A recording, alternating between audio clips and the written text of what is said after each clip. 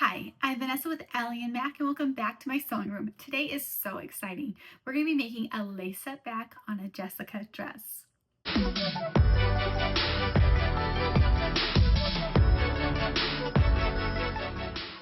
So I've been seeing this hack everywhere, and I'm for sure you can hack on to many different patterns, but today I'm choosing the Jessica dress. And I'm also going to choose this beige fabric to make the dress and the loops as well as the tie. So I'll be going through all of that. Now, why am I doing beige fabric?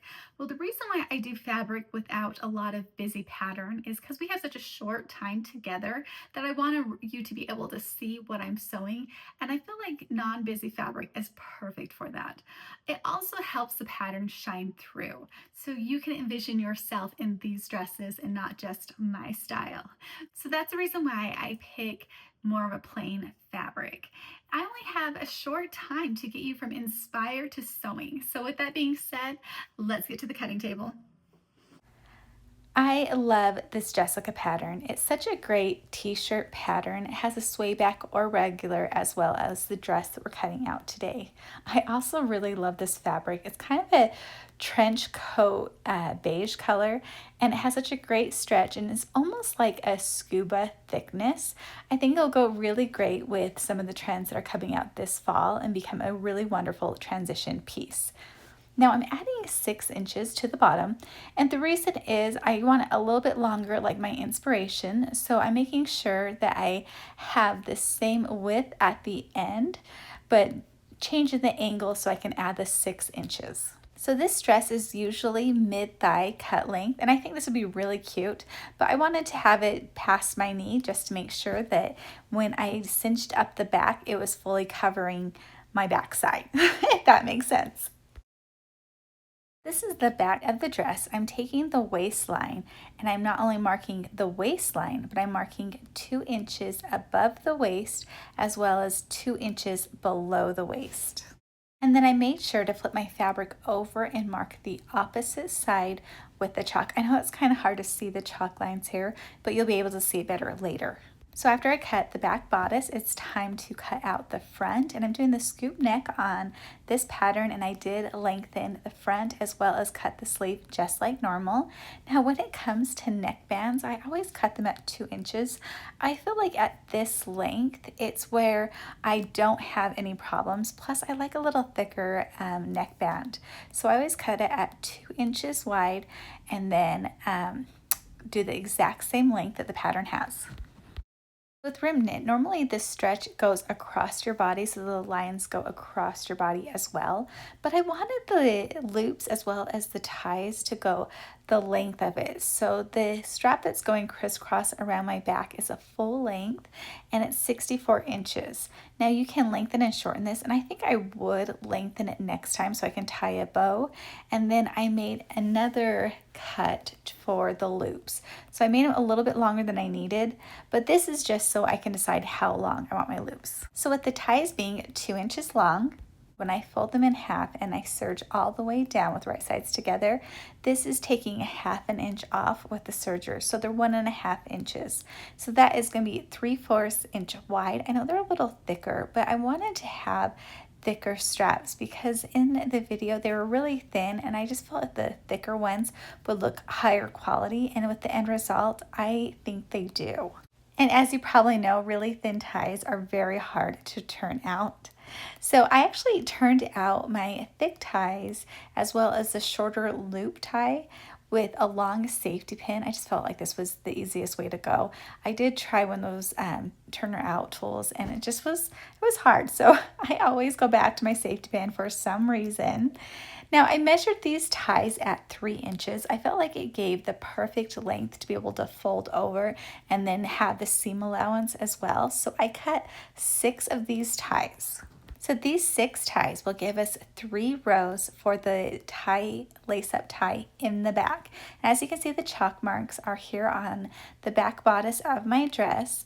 Now you want to clip these on with the loops going to the center of the dress. When you sew on the front side, these will pop out onto the side seam, but you don't want to sew them off. So make sure that everything is facing forward and do both sides. And surprise, surprise, I'm at my sewing machine basting these on. So I made sure when I was folding them that the back of the fold was higher than the front. I felt like it would look weird to have that very thick fabric sticking out the side. So I offset them, but I made sure that all of them, the back was set higher than the front. So they all look the same once it's all done. And then I tucked my ties inside and I top stitched over the openings so I could finish up the ties at this point as well. And I got excited, so I wanted to see what it would look like when it's finished. And so I decided to show you as well. And it is looking so cute. I'm getting excited. So after basting, this is what the back looks like. Now I'm going to be adding on the shoulder seams first with the front. And then I'm going to be adding on the neckband before I sew up the side seams. I love adding my neckband at this point because I can open up the dress and I can easily place it on and make sure that my quarters are even. So with right sides up on my dress, I'm folding over my neckband onto my dress with right sides together and making sure that I'm serging on the inside of my neckline. Quick reminder that the shoulder seams are not the quarter points of the neckband. I put the front and back clip together to find those.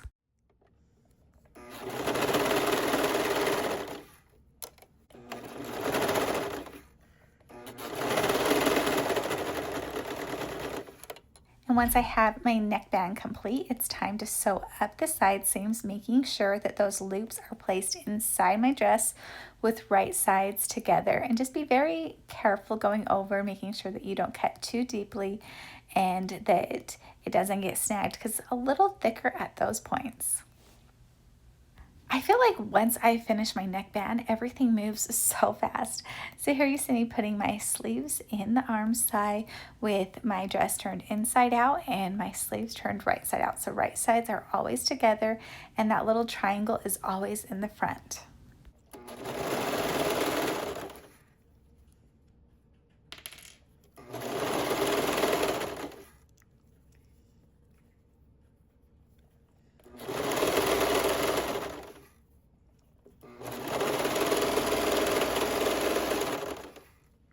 All right, so all I have to do now is do a rolled hem on the bottom and we're gonna be done with this dress. And then all I have to do is add in the cute little tie back in the back. Also, I just want to let you guys know, I know you sometimes ask what I'm wearing. So this is the everyday tee and I just actually thrifted this linen jumpsuit, this little jump dress. And I am so excited about this. I often thrift for inspiration rather than I'm going to cut up and remake it. So I definitely want to try this hat on something in the future. Put in the comments if you'd like to see that. I can't believe I've thrifted linen for $7. So here I'm just roll hemming at the bottom of this Jessica dress and we are almost finished. All that's left is to lace up the back. Now this lace is made to go across the back once and then you're just going to crisscross it like you would do a shoe. It's almost like a corset, but it doesn't have that cut line in the front and no boning. So it's just very easy to add this detail onto so many dresses. So please play with this. And you can even put this, I've seen it in the front of a dress as well. So what do you think? And just like that, I have the perfect fall transition dress. This dress is going to be worn for quite a few months on repeat. I love how this turned out. This beige dress is anything but boring with this cute detail and the fun shape it gives. I hope you give this hack a try. Thank you so much for watching. A like and subscribe would be amazing. Have a wonderful day.